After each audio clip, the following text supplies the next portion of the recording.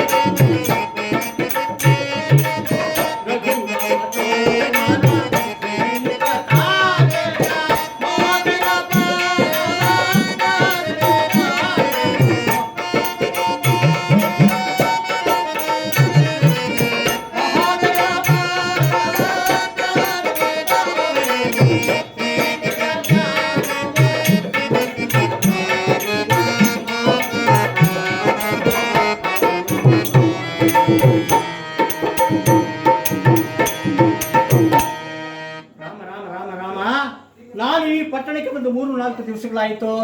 ನಾನು ಇಲ್ಲಿಗೆ ಬಂದವನಾಗಿ ಕುಂಭಕರ್ಣ, ಮಹೋದರ, ವಿಭೀಷಣ ಮತ್ತು ಮಹಾಪಾಶ್ವಾದಿಗಳ ಮನೆಗಳನ್ನೆಲ್ಲ ಹುಡುಕಿ ನೋಡಿದ್ದಾಯಿತು. ಆದರೂ ಮಾತೆಯ ದರ್ಶನವಿಲ್ಲ ತಂದೆ. ಓಹೋ, ಮರೆತಿದ್ದೆನು. ನೀಚ ರಾವಣನ ಅಂತಃಪುರವನ್ನು ಮಾತ್ರ ಉಳಿದಿರುವುದು, ಅಲ್ಲೇನಾದ್ರೂ ಮಾತೆಯ ದರ್ಶನವಾಗುವುದು. ನಾನೀಗಲೇ ಆತನ ಅಂತಃಪುರಕ್ಕೆ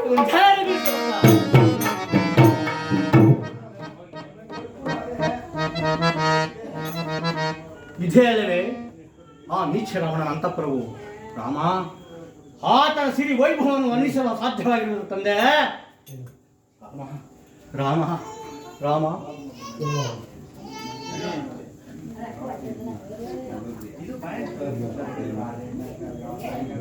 ಏನಿದು? ಸೀತಾಮಾತೆ ಇಲ್ಲೇ ಮಲಗಿರುವಂತೆ ಕಾಣುತ್ತಿರುವುದಲ್ಲ. ಕಾರ್ಯ ಕೆಟ್ಟಿತ್ತು. ಅಮ್ಮ, ಪರಮ ಭದ್ರವತಿಯಾದ ನೀನು ಪರಪುರುಷನ ಏಕ ಶೈಲಿ ಮಲಗಿರುವುದನ್ನು ನೋಡಿದರೆ ನನ್ನ ದೊಡ್ಡನಾದ ಶ್ರೀರಾಮಚಂದ್ರ ಮೂರ್ತಿಗೆ ಏನು ತಾಯೇ? ರಾಮ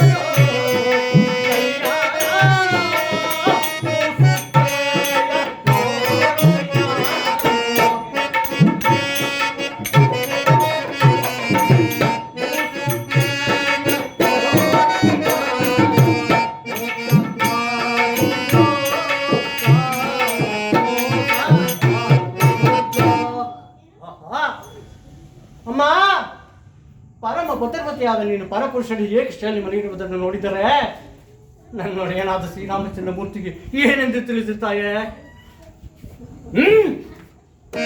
ರಘುಪತಿ, ಯೋಚಿಸಲಾಗಲಾರದು. ಷಂಡರಿಗೆ ಬಂಡರಿಗೆ ಲಂಡರಿಗೆ ದಂಡನೆ ಸಾಧನೆ ಎಂದು ಪ್ರಮಾಣವಿರುವುದು.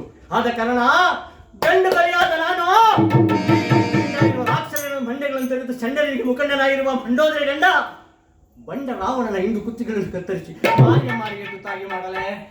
ಆಹಾ, ತಾಳು ತಾಳು ತಾಳು ತಾಳು, ಆ ಥರ ಪಡಬೇಡ. ನಾನು ಬರುವಾಗ ಜಗದನಾದ ಶ್ರೀರಾಮಚಂದ್ರ ಮೂರ್ತಿಗಳು ಸೀತಾಮಾತೆಯ ಕೆಲವು ಶುಭ ಲಕ್ಷಣಗಳನ್ನು ನನಗೆ ಟಿವಿ ಮಾತಿನಲ್ಲಿ ಹೇಳಿದ್ದರು. ಈ ಮುಂದಕ್ಕೆ ಯಾರಾಗಬಹುದು? ನಾನು ಮತ್ತೊಂದು ಸಾರಿ ನೋಡಬೇಕು.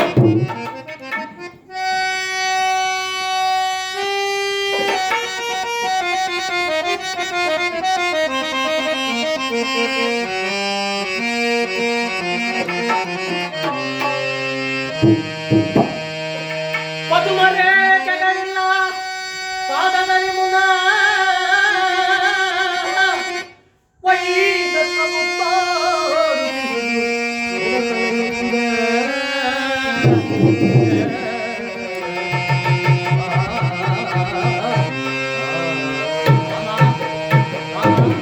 ರಾಮ ರಾಮ ರಾಮ ರಾಮ ರಾಮ.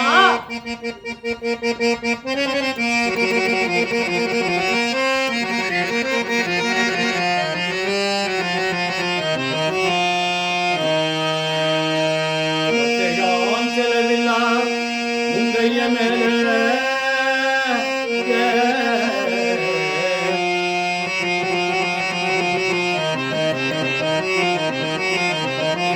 ಮತ್ತೆ ಚೆಲವಿಲ್ಲ ಮುಂಗೈಯ ಮೇಲೆ ಮತ್ತೆ ಮಡಿಯಲ್ಲ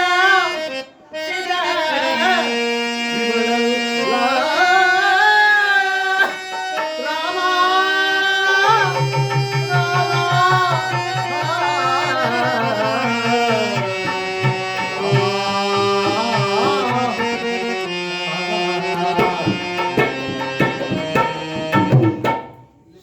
ಮಾತೆಯವರ ಪಾದಗಳಲ್ಲಿ ಪದ್ಮ ರೇಖೆಗಳು ಇರುವುದೆಂದು ಹೇಳಿದ್ದರು. ಇಲ್ಲಿ ನೋಡಿದ ರೇಖೆಗೆ ಕಾಕ ರೆಕ್ಕೆಗಳು ಕಾಣುವ ಒಡೆಯ. ಮಲ್ಲಿಗೆ ಹೂವಿನಿಂದ ಸದಲಿತ ರೇಖೆ ಸೀತಾಮಾತೆಯ ಗಲ್ಲದ ಮೇಲೆ ಇದ್ದೆಂದು ಹೇಳಿದ್ದರು. ಇಲ್ಲಿ ನೋಡಿದರೆ ಹುಲ್ಲು ಗರಿಯಂತೆ ಕಾಣುವುದಂತೆ. ತೋಳುಗಳ ಮೇಲೆ ಕಂಕಣ ರೇಖೆಯು, ಅದರ ಪಕ್ಕದಲ್ಲಿ ಒಂತರದ್ದಿ ರೇಖೆಯು, ಅದರ ಹತ್ತಿರ ರಾಜರು ಪರಪುಷ್ಟಿ ಕಣ್ಗಳಿಗೆ ಸೀತಾಮಾತೆ ಕಂಡಾಗ ಅವರ ಭಾವನೆಯು ತಂಗಿಯಂತೆ ಪ್ರೇರೇಪಿಸುವ ರೇಖೆ ಹೇಳಿದ್ದರು. ಇಲ್ಲಿ ನೋಡಿದರೆ ಯಾವುದು ಕಾಣುತ್ತಿಲ್ಲವಲ್ಲ ತಂದೆ. ರಾಮ ರಾಮ, ಎಂತ ಹವ್ಯಕವಾದ ಊಹೆಯನ್ನು ಮಾಡಿದೆ.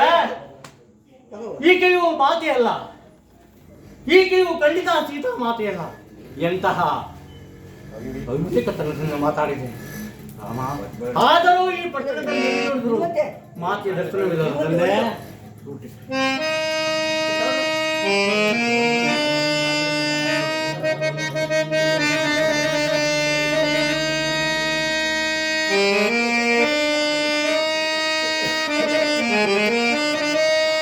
ಕಳಲಿ ಹಿಂಸೆಯ ಸಹಿಸಲು ತಡವಲಾಗ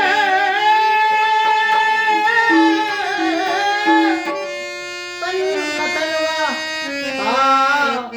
ಮರೆತಳೋ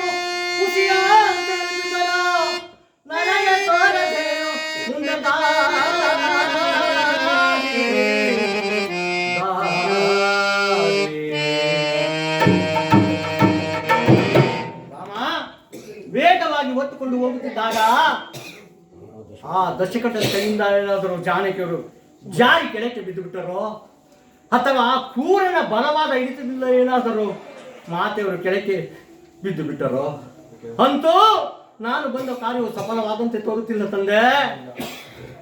ಸೀತಾ ಮಾತೆಯ ಸಿಕ್ಕಲಿನ ವಾರ್ತೆಯನ್ನು ನನ್ನ ಒಡೆಯನಾದ ಶ್ರೀರಾಮಚಂದ್ರ ಮೂರ್ತಿಗೆ ಎಂದು ತಿಳಿಸಲಿತ. ಒಂದು ವೇಳೆ ತಿಳಿದ ಕೂಡಲೇ ಶ್ರೀರಾಮಚಂದ್ರ ಲಕ್ಷ್ಮಣರು ಖಂಡಿತ ಬದುಕಲಾರರು. ಇಂತಹ ಘೋರ ಪ್ರಳಯವು ಅಯೋಧ್ಯೆಗೆ ತಿಳಿದಿರುವುದೇ. ಅಯೋಧ್ಯೆಗೆ ತಿಳಿದ ಕೂಡಲೇ ಭರತ, ಶತ್ರುಘ್ನ, ಕೌಶಲ್ಯ, ಸೌಮಿತ್ರರು ಖಂಡಿತ ಬದುಕಲಾರರು. ಇಷ್ಟರ ಮೇಲೆ ಸೀತಾ ಮಾತೆಯನ್ನು ತಂದಪುಷವಾಗಿ ವಾಗ್ದಾನ ಮಾಡಿದ್ದ ನನ್ನ ಒಡೆಯನಾದ ಸುಗ್ರೀವರಾಜನು ಖಂಡಿತ ಬದುಕಲಾರನು. ರಾಘವ, ನಾನು ಓರ್ವನೇ ವಿಫಲನಾಗಿ ಹೋದರೆ ಇಷ್ಟೊಂದು ಅನಾಹುತಗಳು ನಡೆಯುವಲ್ಲ ರಾಘವ. ರಾಮ ಅಮ್ಮ ಮಾತಾಡೆ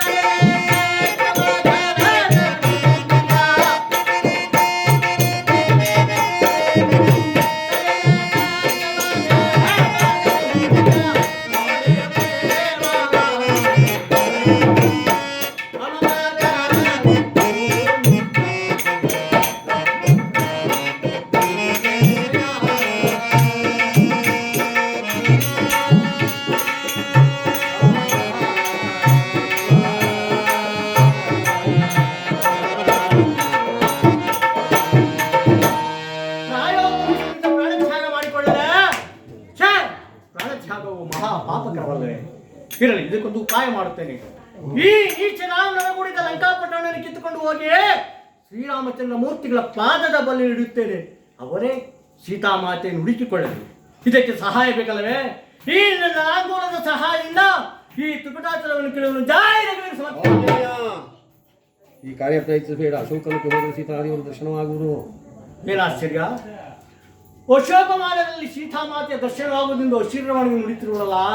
ಆಹಾ, ರಾಮ ರಾಮ ರಾಮ, ನನಗೀಗ ಬಹಳ ಸಂತೋಷವಾಯಿತು. ನಾನೀಗ ಅಶೋಕನಿಗೆ ಹೋಗುವುದು. ರಾಮ ರಾಮ